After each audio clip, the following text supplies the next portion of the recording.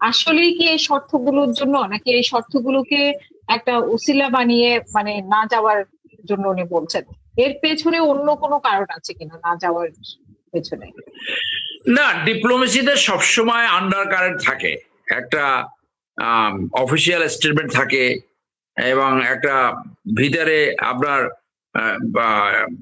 একটা সবসময় যোগাযোগ থাকে, আনঅফিসিয়াল ব্যাপার থাকে, টেসিড ডিপ্লোমেসি থাকে, এরপরে আপনার ট্রাক টু ডিপ্লোমেসি থাকে। এইগুলো ডিপ্লোমেসিতে হয়।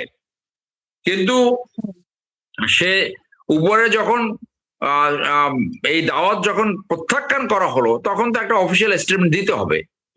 অফিসিয়াল স্টেটমেন্টে এই তিনটে শর্ত আনা হয়েছে। এর বাইরেও শর্ত থাকতে পারে, বাইরেও অনেক ইস্যু থাকতে পারে। হ্যাঁ, অনেকে আলোচনার ভিতরে ইতিমধ্যে বলেছে হানি ট্রাপ জাতীয় কোনো এই যে হানি ট্রাপ আমরা বলি, একটু বেশি আলোচনা হচ্ছে এটা নিয়ে, সেরকমও কোনো ইস্যু থাকতে পারে, অনেক কিছু থাকতে পারে। তো সেটা তো অনেকটা জানাও রয়েছে, অনেকটা তো জানা আছে যে ওখানে এই যে যে দেশ এখন বাংলাদেশে 1500 লোককে হত্যা করেছে, যারা বাংলাদেশকে অলমোস্ট বিক্রি করে দিয়েছিল, ইন্ডিয়া তৃতীয় বৃহত্তম রেমিটেন্স আর্নার বাংলাদেশ থেকে যে টাকা নিত সেই টাকা, সেখানে সকালে আসতো, আপনার রাতের ফ্লাইটে লাস্ট ফ্লাইটে টাকা ব্যাগ ভর্তি করে নিয়ে যেত। ইন্ডিয়ান নাগরিকরা এখানে 15 লক্ষ নাগরিক এখানে চাকরি করতে, কোনো ওয়ার্ক পারমিট কোনো কিছু ছিল না। So it was A vessel state. এবং ইন্ডিয়া যেভাবে পেতে চেয়েছিল 1947 সালের পরে 48 সালেই তারা বলেছে বাংলাদেশ ফাংশনাল দেশ হবে না, এই দেশ ডিসফাংশনাল হবে, এবং তারা বাধ্য হবে ইন্ডিয়ার সাথে জয়েন করতে। যখন দেখলো যে তাদের এই থিওরি কাজ করছে না, তখন বাংলাদেশকে ডিসফাংশনাল করার জন্য, বাংলাদেশকে ব্যর্থ করার জন্য যা যা করা তারা সেটা করবে। এবং বাংলাদেশকে তারা যেভাবে পেতে চেয়েছিল, অর্থাৎ এখানে সবকিছু তাদের নিয়ন্ত্রণে থাকবে, সবকিছু তাদের নির্দেশে চলবে, সেইটা এই 2009 পরে তারা পেয়েছিল 24 পর্যন্ত, পতন হওয়ার আগ পর্যন্ত।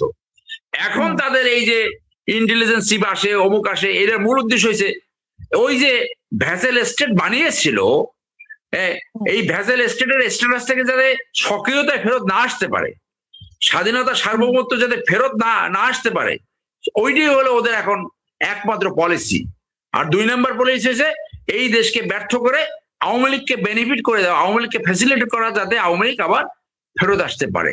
তাহলে এই ভ্যাসেল স্টেট থেকে এইখানে এইটাকে অরিজিনাল সার্বভৌমত্বে ফেরত আসা, এবং এই বিএনপিকে ভুলের ভিতরে ঢুকিয়ে আওয়ামী লীগকে বেনিফিট দেওয়া, আওয়ামী লীগকে ফ্যাসিলিটেট করা। কারণ এটা তাদের অফিসিয়াল পলিসি, বাংলাদেশে they have only friends, that is Awami League. তাদের অ্যাম্বাসেডার ওপেন স্টেটমেন্ট করেছে।